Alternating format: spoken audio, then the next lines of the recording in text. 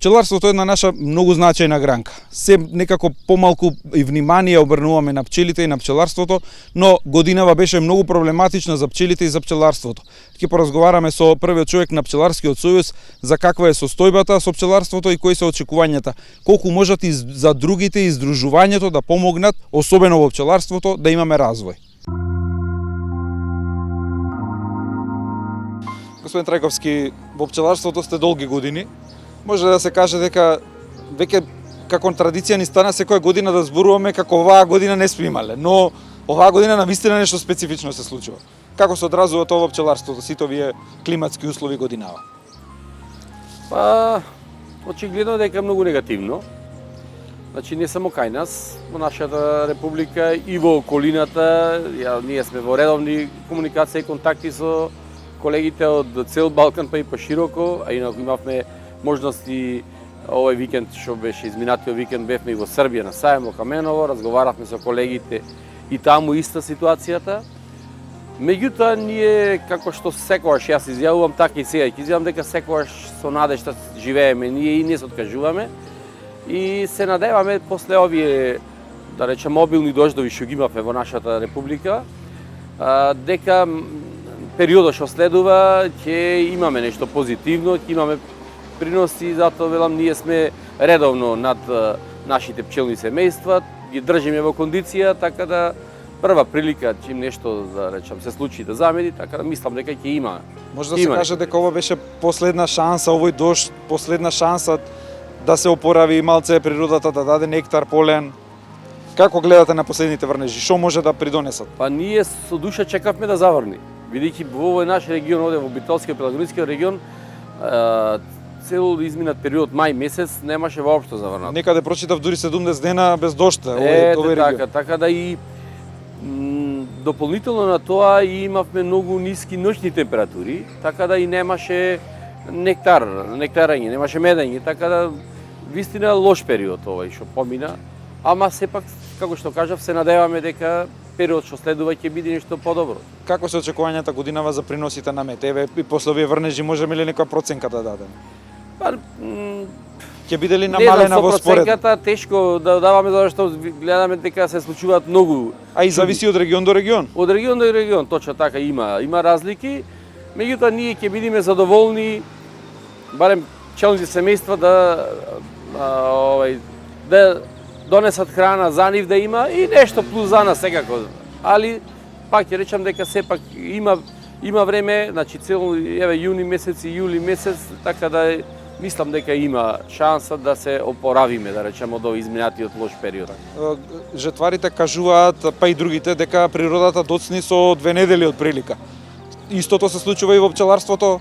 Има некој таква... Има, да, и со самиот развој, бидејќи ако во полјоделството, во воштарството исто така имаше каснење, значи немаше и што пчелите да посетуваат, така да и развојот тука одеше исто така покасно. Така. Колку е важна сега умешноста на пчеларите во ваква една година? Што треба да направат, на што да внимаваат, дали до израз повеќе доаѓаат болестите во вакви критични години? Па добро, се може да се случува, меѓутоа сепак ние сме, како што реков, активни, работиме на, ако нема мед на останато, дали тоа е производство на матици или роеви, па собираме прополис и така натаму, така да со третманот на пчелните семејства веќе заврши, некаде тоа во март беше направено.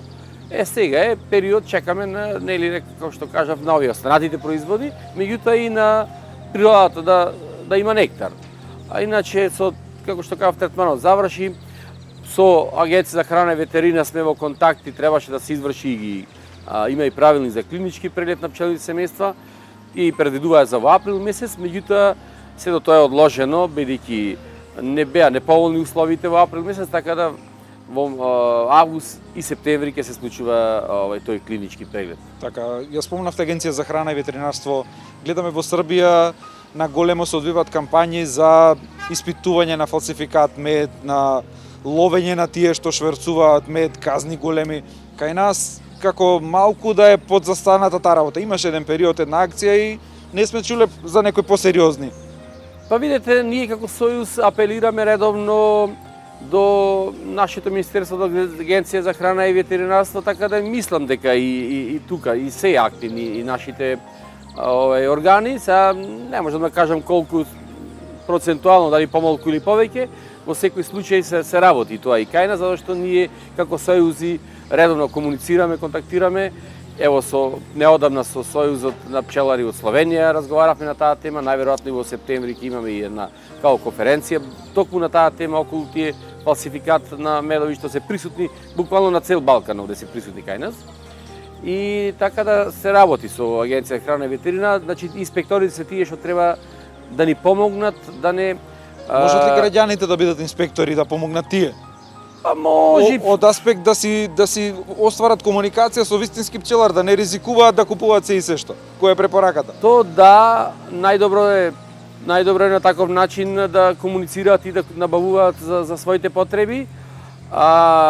Иначе тешко може да се препознае медот со голо око, затоа се тие инспекцијските органи, инспекторите што треба да бидат поактивни и да земат примероци за се со цел таа нелојална конкуренција да се стопира. Така, какви се проценките за цената на медот? Во вакви години секогаш стравуваме дека може да дојде до пораст на цените заради недостиг на мед.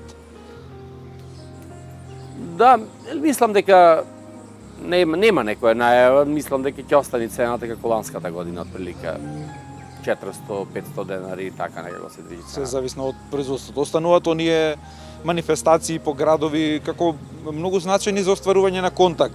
Да. Друго е да ве бара сега некој кај сте, шо сте, па преку пријатели, друго е вака директно на тие манифестации може да учествува само вистински пчелар со вистински мед.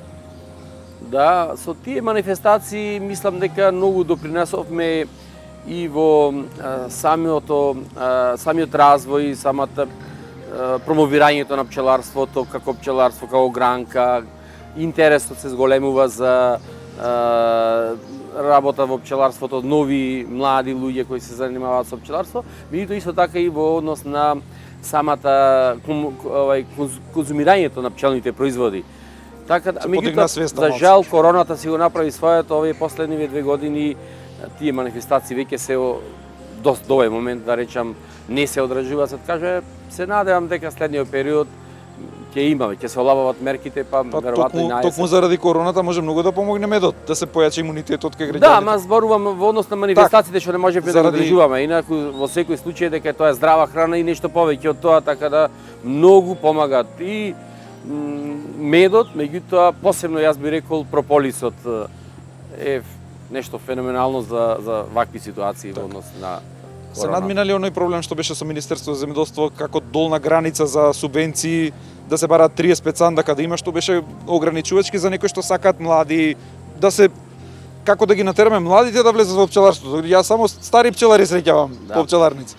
Па пред 3 или 4 години веќе ние сме во редовна комуникација и како социоекономски партнер, значи зборувам за Сојузот, социоекономски партнер на Министерството и успеавме, значи таа бројка да ја слезиме од 35 на 10, бидејќи му кажавме ние дека има многу мали со мал број на семејства и да не биде проблем да се здружуваат двајца, тројца и така натаму да достигне до бројка до 35. Така да беше прифатен тој предлог од 10. Ма и така ќе се стимулират и да се заинтересираат и нови пчелари. Да, меѓутоа беше направено кој една техничка грешка за ова година во програмата. Ние брзо реагиравме и тоа се коригира, мислам сега е се во ред. Се кажавме, не требаше нешто. Па мислам, за другарството не се праша. За задругарството? Да, бе, интересот како е. Ајде. Сите снимање, така? Каков е интересот за здружување, каков форма на начин кој што мора да се приклучиме кон тој начин кој што и днината ако сакаме да обстанеме како мали ситни земјоделци па и пчелари. Да, ние како пчеларите, како можеби мал број ги има како регистрирани пчелари, да речам, или фармери или со фирма, повеќето како евидентирани, така да ево се работи на тоа и за членување во задругарство, во задругите. Кажам пример, во Битола имаме задруга веќе уште 2005 година. Тешко одат работите, споро, меѓутоа сепак одат на нагорна линија. Имаме интерес, еве почнавме со 10, па 16, сега имаме ново заинтересирани уште 8 кандидати што треба да видат, така се проширува бројката, има интерес. Кои се поволностите зошто да се заинтересираат што повеќе луѓе да влезат во задругарството? Еве, имате долги години, на што се работите во последно време? Значи, предноста во задругарството, значи се уште сме така да речам, не на почеток, меѓутоа ги пребродуваме оние почетни фази. Меѓутоа сепак мислам дека иднината е во задругарството. Полесно и побрзо може да се дојде и до пласма на самите производи, но исто така и организирана, не знам, набавка на репроматеријали, на опрема. Ево сега имаме еден многу убав проект преку Европската унија со 20% наше учество. Се работи негде околу за 60.000 евра, набавуваме машини. Што е солидна сума. Да, машини кои ни се токму потребни во пчеларството. Тука е линија за изработка на восочни основи, линија за изработка на шеќерно-медни погачи за прихрана, една пакерица за пакување на медот и така натаму. Така да една мини фабрика јас би ја нарекол. И тоа ќе биде на задругата, на Да, заеднички. во собственост на задругата, така да сите тие услуги ќе ги нуди задругата на своите задругари, но и пошироко секако. Тука ќе си има начин како тој ќе работи со своји правилници. И така да вистина Предностите се во секој случај големи. големи можностите и затоа мислам дека кои ќе се уверат, кои ќе видат и другите колеги кои некако не веруваат дека сепак одиме напред и мислам дека ќе се уверат дека сепак задругарството е иднината на сите земјоделци и на пчеларите секако.